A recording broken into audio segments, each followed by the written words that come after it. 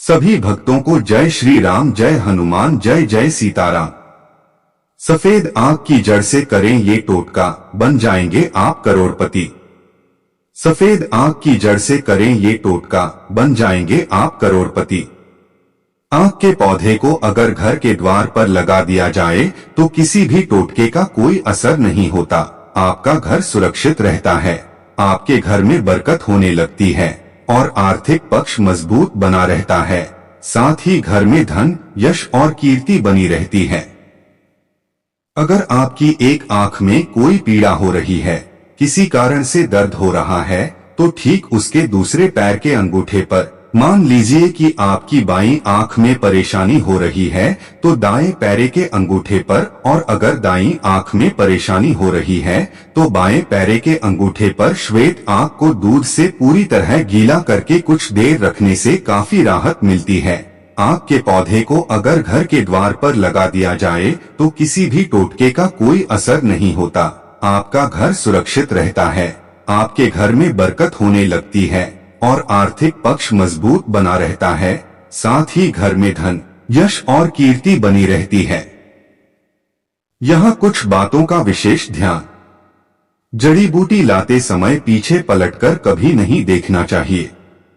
ब्रह्म मुहूर्त किसी भी जड़ी बूटी या औषधि को प्राप्त करने का सबसे अच्छा समय होता है। साथ ही अगर जड़ी बूटियों को रवि पुष्य योग, गुरु पुष्य योग या शनि पुष्य योग में प्राप्त किया जाए तो ये विशेष हितकारी होती हैं। कैसा होता है सफेद आंख का फूल?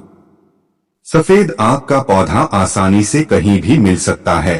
वैसे अधिकतर यह शुष्क और ऊंची भूमि में देखने को मिलता है। सफेद आंख का पौधा करीब 5 फुट चौड़ा और 7 फुट ऊंचा होता है। इसके पत्ते बरगद के पत्तों के समान मोटे होते हैं। सामान्य आंख के पत्ते हरे रंग के होते हैं, लेकिन सफेद आंख के पत्ते सफेद रंग के ही होते हैं। तंत्र शास्त्र में सफेद फूल वाले मदार का ही अधिकतर प्रयोग किया जाता है। इसके फल आम के जैसे दिखाई देते हैं, जिन पर सफेद रुई होती है और इनकी शाखाओं से दूध निकलता है। क्या है सफेद आंख का फूल? श्वेत आंख के पौधे को गणपति जी का स्वरूप माना जाता है।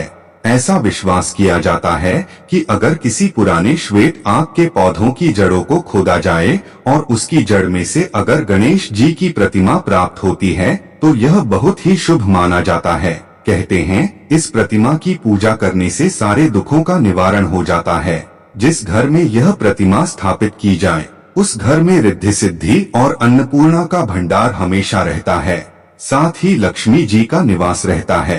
पुराने समय में साधक मंत्र सिद्धि करके इस प्रतिमा को अपनी पैसों वाली झोली में रखते थे और रखने के बाद जितने मुट्ठी में आए उतने पैसे निकालते थे।